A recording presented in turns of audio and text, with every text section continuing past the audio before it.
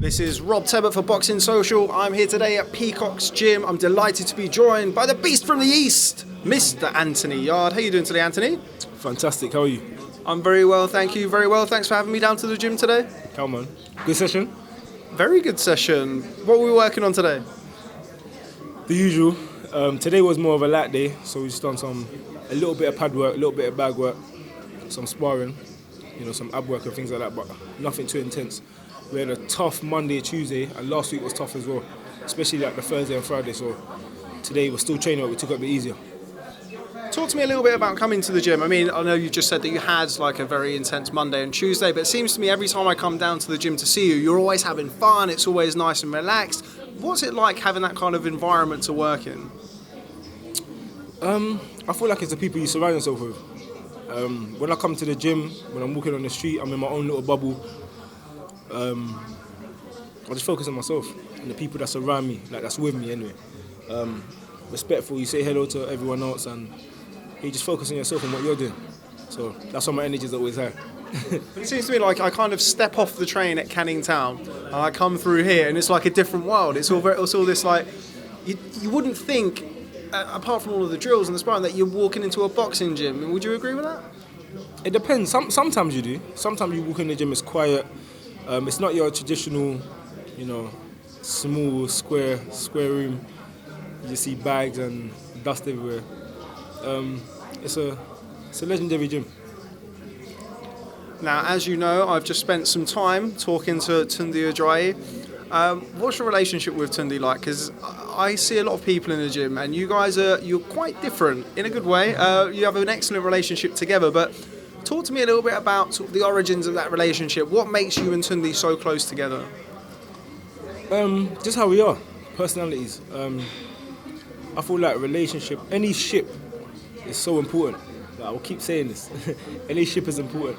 Friendship, relationship, worship. Any kind of ship is important. Without a ship, if you try and sail, you drown. It's plain and simple. So me and Tunde's, our relationship is very important. We got a friendship as well, and it's very important in terms of like how we train, how we understand each other, how driven we are, how we motivate each other, everything like that. So we got Yarde as well. Yarde is deep in the camp. Again, it's a friendship. It's not one of the things where we come to the gym and it's only work and then we leave, we don't talk to each other. We talk all year round, all day round. Something's funny, I'll send it to him on Instagram, vice versa. We just like to laugh and joke, but at the same time work hard. The last time I saw you was when we were waiting for the drug testing after Tony Avalon, if you remember. Long. He was there for long, yeah, I remember. Yeah, very, very long, but we got a good interview, so I'm very happy. The Tony Avalon fight, now you've had time to process that and look back at it, what did you make of that performance? You know what? As I've been saying from the beginning, everything's timing. So I feel like that fight was good for me to take my time. Because, I'll be honest, early in my career, I would have stood in front of him and just started landing bombs. Or I would have cut off the ring and just landed bombs, but it's about learning how to box as well. I wasn't in any danger, so I didn't feel the need to pull anything else or pull anything that didn't happen out of the bag. It wasn't time for the new tricks to come out yet. It wasn't time for, me to unleash on him. It was time to just, tactical breakdown. When someone don't come out their corner, it means they've had enough. So it was good for me to get the little 7 rounds in. So again, everything's timing. Eventually I will have to go 12 rounds one day. Maybe. Maybe. But everything's timing. It's going well. Now, I know you're not the man to ask about an opponent for June the 23rd. I've made that mistake with you enough over this period of time. I've just spoken to Tunde and he said that he's got one eye on Adonis Stevenson. Is that news to you or is that something that you've spoken about? Again, that's news to me. Me, Tunde, even Frank Warren, Yarde, and one of our friends as well. We sit down sometimes and just talk. And sometimes things like that don't come up. Again, Tunde's never mentioned that to me, but again, I've said this before in the interview. I will fight anybody. There was a call for me to fight Peterviev. I was like, yeah, let's get this cracking. I was like, rub my hands together. Tunde was like, it's not time yet. Again, Frank Woman also said okay, yeah, it's not time yet. Again, these are experienced guys in the game. Tunde is girl. He's a studying guy. He's one of them guys that sits down with his glasses on and he reads and he watches things and he studies boxing. I study the fight game as well. I like to watch boxing a lot. But these guys study the business and the roots, how people become world champions, how people become successful. And that's something I'm starting to do now as well. I wanted to fight, but again, when they broke things down to me, it probably wasn't the right time yet. Once you go up, you can't go down. That's what I believe as well. Or you shouldn't go down. Sometimes, people, you can't get certain fights, etc. But when the time's right, it's right. Was that an easy conversation to have, or did you drag your feet a little bit? Did you try and get your point across? Did you really, really want it? Because I know there was the Beterbiev fight as well as the Kovalev fight that was rumoured for you. Or was it very much a case of, look, I trust you, I understand, I'm going to wait my turn? I'm a very patient person. It's about coming to an agreement. I don't believe in having, obviously everyone has arguments, but I don't believe in having arguments and having malice. Nothing's gone wrong, so there's nothing to argue about. As someone that's, this is one thing I'm going to say as well, yeah, someone that's eager and someone that's not patient ain't confident. They're not confident in themselves. I'm very confident in myself, and I believe that my destiny is there. I believe if I keep doing what I'm doing, I keep working hard, my destiny is there. I'm destined for big things, I'm destined for great things. But again, everything's timing. So when you try and rush sometimes, I heard Floyd Mayweather say this before as well, he said it to a little kid, and again, I've got ears. They said, Floyd, why don't you ever go in there and just knock people out? He goes, because when you rush, you tend to stumble. You take your time, you get the job done right. It's about getting the job done right. Floyd had how many 12-round fights?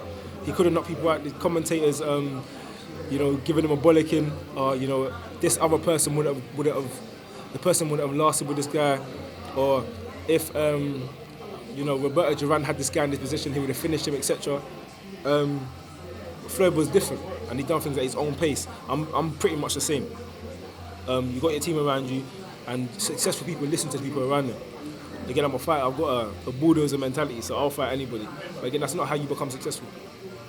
Let's just touch on that. You're speaking about Floyd Mayweather. I know you spent some time out in Las Vegas, as did Tunde. Tunde actually spoke to me about his learning curve, about the process out there. How big of an influence was it for you spending time with the Mayweathers, spending time in Las Vegas? I know you're very early in your career now, but you were very, very early in your career then. How influential was that? I was still an amateur. So I was literally an amateur. I went over there, got some good sparring in. Sometimes when you meet people that are celebrities or superstars, and you conversate with them, you can see that their thinking is different, their mentality is different, but they're normal people. The things that make them different are their mentality and how they see things and how they focus on their own thing. And I saw like a lot of similarities. I'm the same way. I love working hard when I'm enjoying something, and I like to focus on myself. I don't worry about this person and that person. That's nothing to do with me. Someone said to me the other day, "Oh, don't you watch these people in your weight division?" I said, "No." Why am I watching these people in my weight division? I watch people I want to learn from. I don't necessarily watch people that I think I'm going to fight because, it's been proven time and time again, you might not fight these guys. Couple examples, Nathan Cleverly, people were talking about me fighting him. Again, people started talking, trying to make that fight happen. Badu Jack beat him and then he retired. Frank Bugaloni, there was a stir that was happening between me and him. That fight would have been juicy. We would have both, it's not even about the money at this stage, because it is small money if you think about it. We would have both made decent money, and it would have been an exciting fight. He chose to go a different route, and he got beaten by someone that not that many people were that excited about. So again, that whole thing died down. Now there's talks of me fighting other people. If you look at history of the boxing, when Roy Jones Jr. was on top, who's he going to fight next? He beats that person. Okay, this person will do it. It just goes on and on and on. And that's something I keep in my mind. And I say to myself, stay on your journey and do your thing. Keep progressing, keep getting better, keep motivating people around the world. Keep beating the odds. Because I'm not meant to be in the position I was in. Well, I'm meant to be, but to naysayers, I'm not meant to be in the position I'm in right now. Just want to touch upon that because one of the first times we did a real sit-down interview was at the Hackney Boxing Academy. And I know that's something that was very close to your heart due to your humble origins. I think you'd be the first person to say. I just want to get your opinion something completely unrelated to boxing, but I know it's an ambassadorial role that you do take seriously. Some of the knife crime that's been going on in London recently, I'd just like to get your view on that as somebody who is involved, and I do know that you do care a lot about that side of things. It's disappointing. It's disappointing, you know, it's sad, but again, at the same time, it's life. I feel like sometimes when you see a society, or, you know, in this country, I'll be honest with you, in this country, there's no need for it. You know, there's so much opportunities out there. A lot of young English kids follow a poverty-driven American mentality, or a poverty, not even America, but a poverty area mentality. Because there's a lot of things that go on in Cuba that we don't see, a lot of things that go on in Puerto Rico we don't see, Brazil we don't see, like other countries that we don't see, because it's not that televised that much. But again, we're exposed a lot to American poverty. So when you see people, you know, in the hood in America, and you see them living a certain way, or you see them living a certain lifestyle, and then the kids over here, they're doing certain things because they see music videos, they listen to certain types of music, and then a little thing happens to them and they start feeling sorry for themselves and feel like, oh, I've got no money, I want to watch, I want this thing, I want that thing, or I'm hungry for a couple of days, so let me go out there and start doing crime. It's stupid. Like literally, when I sit down and think about it, I was in that same position, so I don't listen to excuses. I've heard so many people come to me and say, no, but it's hard. I'm like, life's hard. If you try and do something to succeed, it's hard. If you sit at home and do nothing, and when you get hungry, you need to eat, it's hard. Nothing that's worth it comes easy. So I just keep saying to these guys, I'm like, anyone that walks around with a knife is weak. They're not confident in themselves. They depend on their friends that don't really have their back anyway. Because what happens is there's two outlets.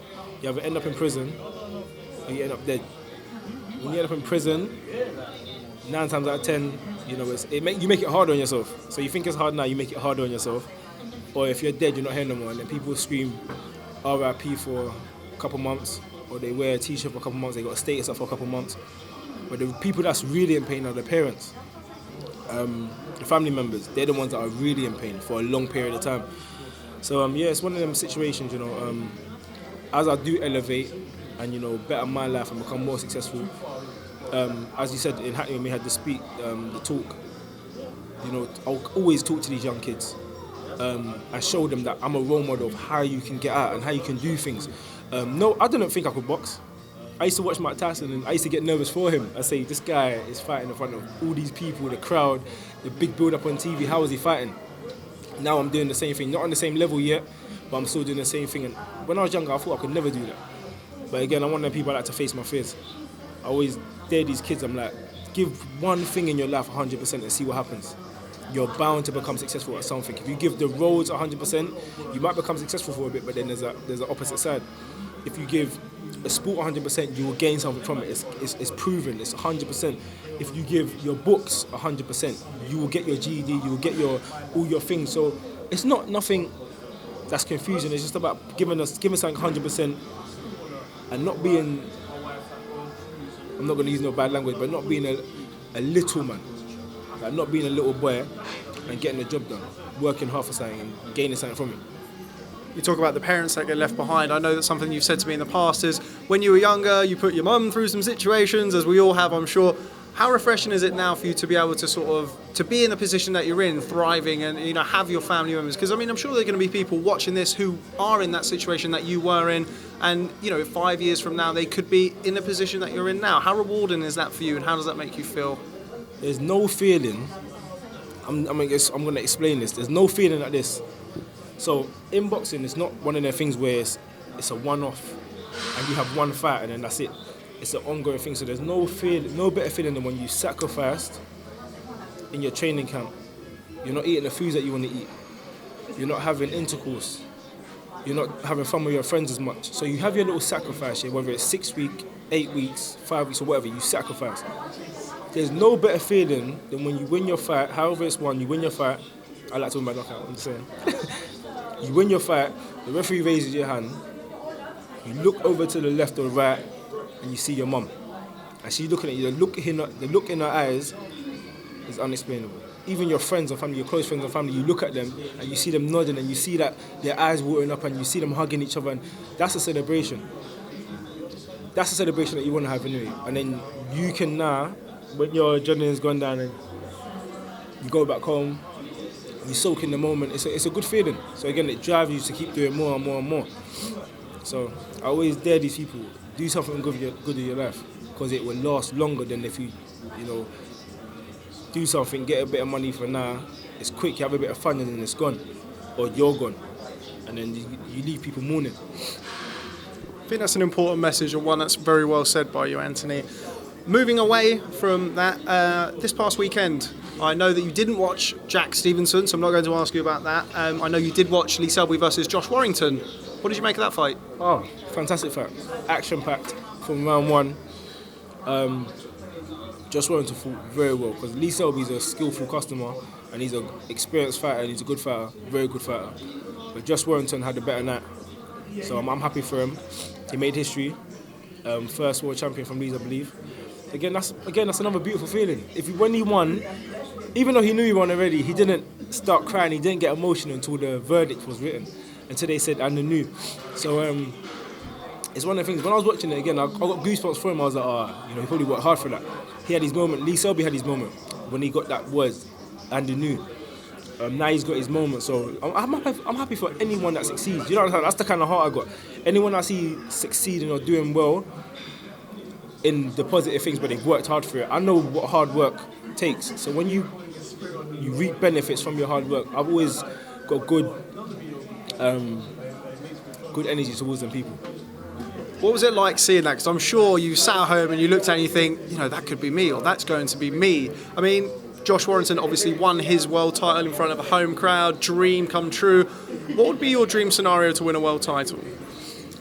I haven't even thought of it. I like to keep things so simple, and I'm just being honest with you. For me, it's getting there. Winning the world title, hearing and the new, getting that feeling, getting handed the belt. And then again, it's on to the next dream. Unifying, being called the best. All these things are dreams and aspirations that us as fighters, we go through. And we sacrifice, we work hard, we do so much things to get there. And that's why you never hear me bad-mouthing anyone. From I've turned professional, I haven't called out no one. I know I can smack up some of these guys. I'm not even meaning to talk out of turn, but I know I can smack up like, a lot of these guys. I wouldn't say all of them. I believe I can, but I know I can smack up a lot of these guys. But again, out of respect, I haven't called people out because I'm on my journey. And the stage I'm at now is I don't need no one. My performances in the ring are speaking for themselves. And when the time's right, and I've got world titles and I'm making noise, it's just about staying entertaining. Again, I don't need to focus on anyone else, so I don't really feel like I need another person. But at the same time, everything's timing. When the right things happen, it happens. And again, that's when you believe in destiny. Now, I'm done with trying to prize little bits out of you with regards to other fighters, but something that Tunde and I spoke about, I know somebody you have a lot of respect for is Joshua Buatsi, or you've certainly come across him. I know you've kept it very cordial. I think there's been mention, not necessarily from Josh, about you guys fighting probably sooner than expected. Is that something that's caught up in your ear? You're smiling at me a little bit. No, I heard it. I saw it. Even Spencer Ferrin, he tagged me in something, sent it to me privately, because I'm one of the people that I don't really see everything on social media, especially Twitter. I hardly go on it. So unless someone that's close to you tells you, or a family friend or a friend actually says, have you seen this? A lot of people come to me and said, have you seen this? I'm like, yeah, because obviously Joshua Buatsi had a good amateur background. He went to the Olympics, got a bronze. It's always been respectful. I've heard him in interviews early in his career. I think after his first, second, third fight, he got asked about me because he's light heavyweight as well. And he was just very, very respectful, saying I haven't put a foot wrong yet, etc. And then, I'm hearing that he said that he wouldn't mind fighting me in his next fight. Again, that's not no disrespect. That's what he's meant to say.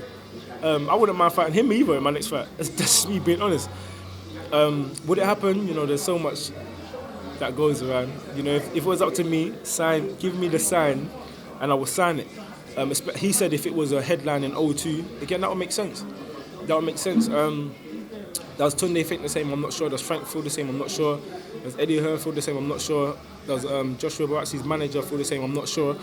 But But again, it's always good to have a little stir going on. And when you get, again, Joshua Buatsi as well, from what I've seen, he's got a fighting mentality. He can fight. I can fight too. So again, that's, be a good fight. Yeah, it seems to be a little bit different sort of tone to the kind of Bullioni and yourself back and forth of 6 months ago. So, I mean, it's something that we can all look forward to as fight fans, but as you say, there's a lot of obstacles in the way. Speaking of obstacles in the way, that whole Eddie Hearn, Frank Warren thing, do you think that, does that impinge on your thinking at all when it comes to that? Do you think, well, I would like to fight him, but potentially that can't happen because of politics? No, because the fights that are meant to happen. You've seen it in history. Not every fighter is with the same promoter. You've seen big fights happen before. Frank Warren and Eddie Hearn have worked together before. It's what makes sense for the fighters and promoters. It's just what makes sense. So again, I'm an honest person. I feel like me and Joshua Buatsi is a massive fight. It's even a massive fight now, but down the line, as I said before, when you're confident in yourself, you don't need to call no one out. I'm very, very confident in myself, and I believe I'm going to get there.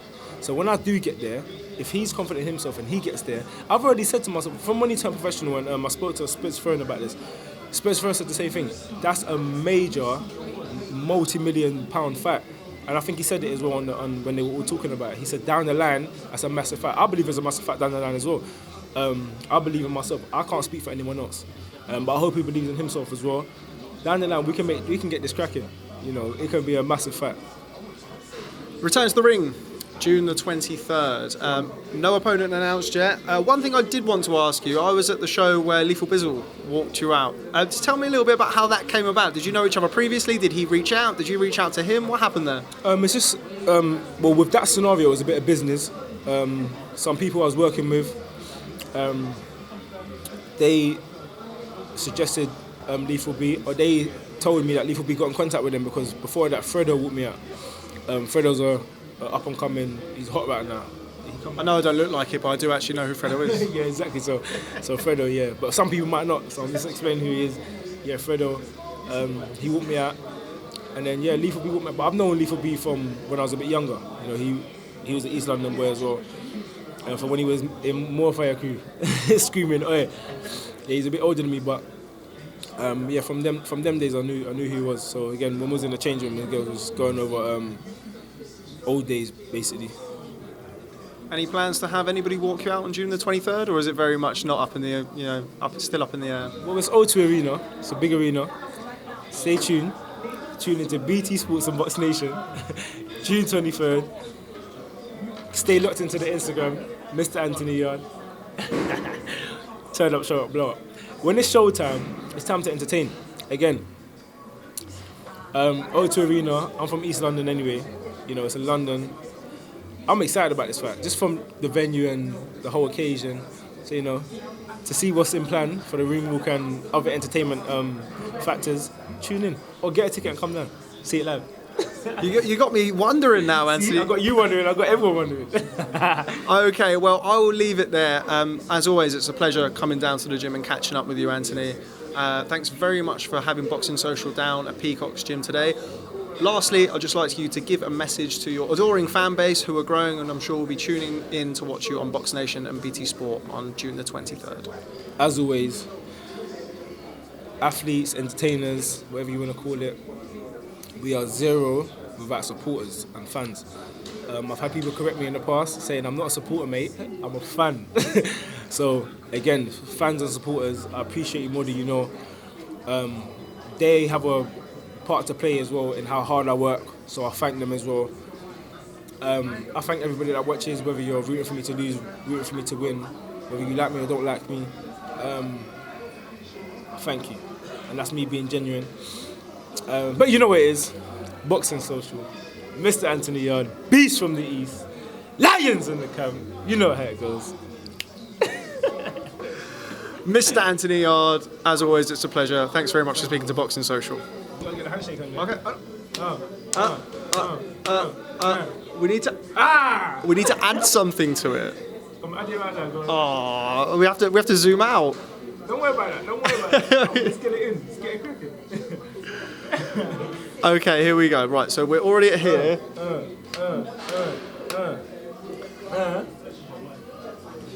Don't get stage fright, Anthony. No, I don't get that stuff. We open it back up, and then we go 1, 2, slide it. That's difficult. Okay, right. We have to try it now. Open it. 1, 2, slide. 1. Come on. I tell you what, I'll practice it, and then we'll do it again on June the 23rd. Anthony Yarde, thanks very much for speaking to Boxing Social.